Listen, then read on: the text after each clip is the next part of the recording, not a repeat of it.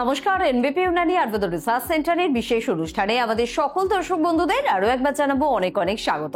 এই অনুষ্ঠান আপনাদের সুস্থ রাখে, এই অনুষ্ঠান আপনাদের সুন্দর রাখে, কারণ যে মানুষ সুন্দর এবং সুস্থ তার থেকে লাকি মানুষ বোধহয় আর কেউ হতে পারে না।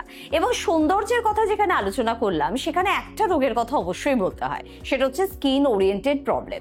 বিভিন্ন বিষয় নিয়ে অনুষ্ঠানে আমরা আলোচনা করি, তার মধ্যে অন্যতম একটি সমস্যা স্কিনের সমস্যা। সে আপনার অ্যালার্জি সমস্যা হতে পারে, আপনার সোরিয়াসিসের সমস্যা হতে পারে, বা আপনার স্কিনে কোনো দাগ ছোপ এসেছে এই ধরনের সমস্যা হতে পারে, বা আপনার সাদা হয়ে যাচ্ছে স্কিন সেই প্রবলেমও হতে পারে। সমস্যা বিভিন্ন প্রকারের হতে পারে, তবে সমস্যা যে প্রকারেরই হোক না কেন তার ট্রিটমেন্ট কিন্তু দিচ্ছেন এনবিপির অভিজ্ঞ চিকিৎসকেরা। হ্যাঁ, এটা ঠিক কথা, একটা অনুষ্ঠানে হয়তো সব বিষয়গুলোকে নিয়ে বিস্তারিত আলোচনা করতে পারবো না, তবে এটা তো জানান দিতে পারি যে স্কিন ওরিয়েন্টেড যে কোনো প্রবলেম, সেটা যতটাই ক্রিটিক্যাল হোক না কেন, তার ট্রিটমেন্ট কিন্তু রয়েছে এনবিপি ইউনানি আয়ুর্বেদ রিসার্চ সেন্টারে। এছাড়া যে কোনো ধরনের সমস্যা আপনারাই কিন্তু বলেন, মাথার চুল থেকে পায়ের নখ পর্যন্ত সমস্যা আপনার যেখানেই থাকুক না কেন পৌঁছে যেতে হবে এনবিপি ইউনানি আয়ুর্বেদ রিসার্চ সেন্টারে। আর আপনাদের এই কথাকেই কিন্তু এখন আমরা অনুষ্ঠানও বলতে শুরু করে দিয়েছি। তাই আপনাদের জন্য আপনাদের পছন্দের চিকিৎসককে নিয়ে আজকেও কিন্তু আমরা অনুষ্ঠান সাজিয়ে ফেলেছি। আমাদের সঙ্গে রয়েছেন এনবিপি ইউনানি আয়ুর্বেদ রিসার্চ সেন্টারের অভিজ্ঞ চিকিৎসক ডক্টর এ হালদার। স্যারকে আজও জানাবো প্রথমেই অনেক অনেক ধন্যবাদ এবং স্বাগত। নমস্কার। এবং বিভিন্ন বিষয় নিয়ে এই অনুষ্ঠানে আমরা আলোচনা করি স্যার, তবে বন্ধুদের একটা রিকোয়েস্ট আছে স্কিন ওরিয়েন্টেড কিছু প্রবলেম নিয়ে আলোচনা করার, এবং তার মধ্যে অন্যতম বা সব থেকে জটিল যে সমস্যাটি বা যে সমস্যাটি সত্যি আমাদের মনকে ভীষণ আঘাত করে সেটা হচ্ছে সোরিয়াসিসের মতন সমস্যা।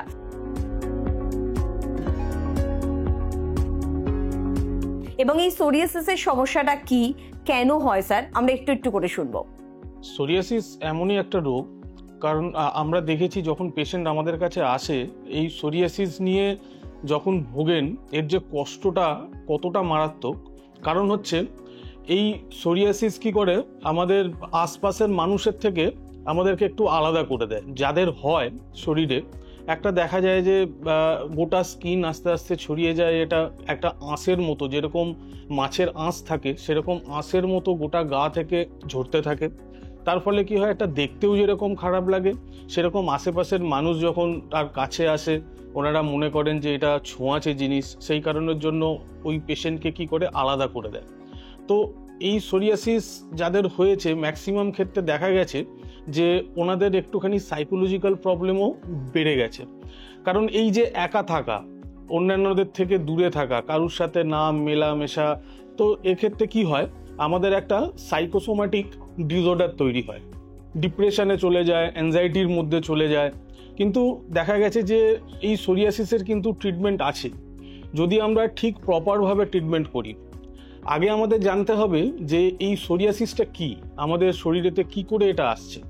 যদিও এক্স্যাক্ট যে কারণ সোরিয়াসিসের, যেটা এক্স্যাক্ট কারণ এখনো পর্যন্ত সায়েন্টিফিক্যালি কিন্তু বেরোয়নি, কিন্তু আমরা ম্যাক্সিমাম ক্ষেত্রে এটাকে একটা স্কিন ওরিয়েন্টেড ডিজিজ হিসেবেই দেখি, যেখানেতে কি হয় আমাদের ইমিউনিটি সিস্টেম এর জন্য দায়ী। আমাদের ইমিউনিটি সিস্টেম যখন আমাদেরই সেলের ওপরেতে এফেক্ট করে, তখন কি হয় আমাদের স্কিনের কিছু সেল থাকে সেগুলো বাড়তে থাকে এবং তার সাথে সাথে সেই সেলগুলো ড্যামেজ হয়। এবং যখনই এই সেলগুলো গ্রোথ হয় এক্সট্রা কিংবা যদি ড্যামেজ হয়, সেখানে দেখা যায় যে একটা রাফ স্কিন ওপরেতে তৈরি হয়ে যায়। এবং সেই রাফ স্কিন হতে হতে একটা সময় দেখা যায় যে ওই স্কিনের কিছু অংশ উঠে যাচ্ছে, ঝরে যাচ্ছে, যেটাকেই কিন্তু আমরা বলি এই সোরিয়াসিস। সোরিয়াসিস আমাদের যেমন গোটা শরীরেও হতে পারে, আবার পার্টিকুলারলি কোনো জায়গাতেও হতে পারে। কারোর কারোর ক্ষেত্রে দেখা গেছে যে হাতে আছে বা পায়ের তালুতে আছে, তার সাথে দেখা গেছে যে কারোর ক্ষেত্রে শুধুমাত্র হেড কিংবা আমাদের স্ক্যাল্পে আছে, কারোর ক্ষেত্রে হোল বডিতে। তো সোরিয়াসিস যখন এই জিনিসটা হচ্ছে, যখন সূত্রপাত এটার হয় একটা ছোট্ট একটা স্পট থেকে শুরু হয়, এই সময়টাতে কি হয় একটুখানি ডিফারেন্সিয়াল ডায়াগনোসিসটা করে নিতে হয়। আমরা সচরাচর কি করি যে স্কিন ওরিয়েন্টেড যদি কোনো রকম প্রবলেম হয়, যে দেখা গেল যে একটা দাগ ওখানেতে হচ্ছে, আমরা কিন্তু খুব একটা গুরুত্ব দিই না। কিন্তু যদি আমাদের স্কিনে কোনো রকম একটা ইরাপশন হলো, কোনো রকম দাগ হলো, যদি আমরা শুরুতেই সেটা দেখে নিই বা যে এই জিনিসটা কি হচ্ছে, কারণ কোনো কিছু প্রবলেম হচ্ছে বলেই তো আমাদের স্কিনের মধ্যে একটা ইরাপশন এলো। আইদার সেটা হতে পারে সোরিয়াসিস, আইদার সেখান থেকে ভিটিলিগোর দিকে টার্ন করতে পারে, আইদার সেখান থেকে এক্সিমার দিকে টার্ন করতে পারে। কিন্তু যদি আমরা শুরুতে প্রপারভাবে গাইডলাইন নিয়ে যদি আমরা সেইটাকে ডায়াগনোসিস করতে পারি যে হ্যাঁ এই রোগটা কি হচ্ছে, তাহলে কি হয়, শুরুতেই এই জিনিসটা যদি আমরা ট্রিটমেন্ট করি এটা কিন্তু খুব তাড়াতাড়ি সেরে যায়। সোরিয়াসিসের মতন সমস্যা এবং কেন হয় এই সমস্যার পিছনে কোন কারণ লুকিয়ে রয়েছে, বা এই সমস্যা ঠিক আপনার শরীরে প্রথম কোথায় হতে পারে, সেটা দেখতে কিরকম হয়, এমনি সাধারণ কোনো ইচিং এর মতন, কোনো ঘায়ের মতন, এমনি কোনো চুলকানের মতন, দাঁত হাজার মতন, সবটাই একটু স্যারের থেকে আমরা শুনে নেবো। স্যার, চিনবো কি করে যে আমার যে সমস্যাটা হয়েছে সেটাই সোরিয়াসিস, বা এটা হচ্ছে কেন আমার? সোরিয়াসিস মেনলি যে কারণে হয় সেটা হচ্ছে এর পেছনে দুটো কারণ থাকে। এক হচ্ছে যদি আমাদের শরীরের মধ্যে অ্যালার্জিক রিয়াকশন খুব বেশি থাকে, সেখান থেকে আমাদের এই সোরিয়াসিসের দিকে টার্ন করে। এছাড়া যেটা বললাম যে আমাদের ইমিউনিটি সিস্টেম, নিজেরই ইমিউনিটি সিস্টেম যদি আমাদের নিজেদেরই সেলের ওপর অনেক সময় অ্যাটাক করে এবং সেখানে কি হয়, আমাদের সেলগুলো একটু বাড়তে থাকে এবং স্কিনের যে সেলগুলো যখনই আমাদের বাড়তে থাকবে তখন দেখা যাবে যে আমাদের চামড়ার ওপরের পোর্শনটাতে একটা লেয়ার পড়ে যাবে এবং সেই লেয়ারটা আস্তে আস্তে দেখা যাবে যে কিছুদিন গেলে ওই জায়গাটা ইচিং হবে এবং ইচিংয়ের মাধ্যমে যখনই এটা ইচিং হবে তখন ওই ছালটা উঠে যাবে, যেটা আমাদের সোরিয়াসিসের মেন লক্ষণ।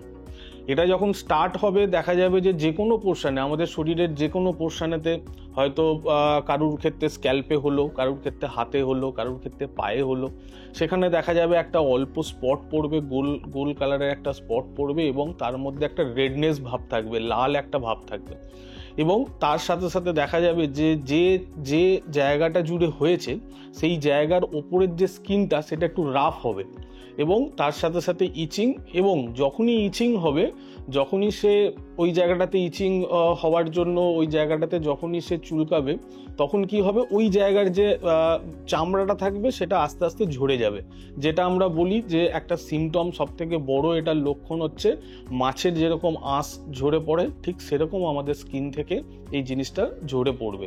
তো সেখানেতে আমরা এটাকে ডায়াগনোসিস করি যে হ্যাঁ এটা সোরিয়াসিস, এবং নর্মাল যেটা আমাদের এক্সিমা কিংবা যদি ভিটিলিগো হয় তার সাইন সিমটম আলাদা থাকবে, তার সাথে যেটা থাকবে সেটা হচ্ছে বার্নিং সেন্সেশন, যেটা সোরিয়াসিসের ক্ষেত্রে থাকে না কিন্তু এক্সিমা হলে সেই জিনিসটা থাকে। আর ঠিক স্যার, কোথায় এটা আমরা দেখতে পাবো, মানে আমাদের প্রত্যেকের কি একই স্থানে এটা প্রথম শুরু হয়?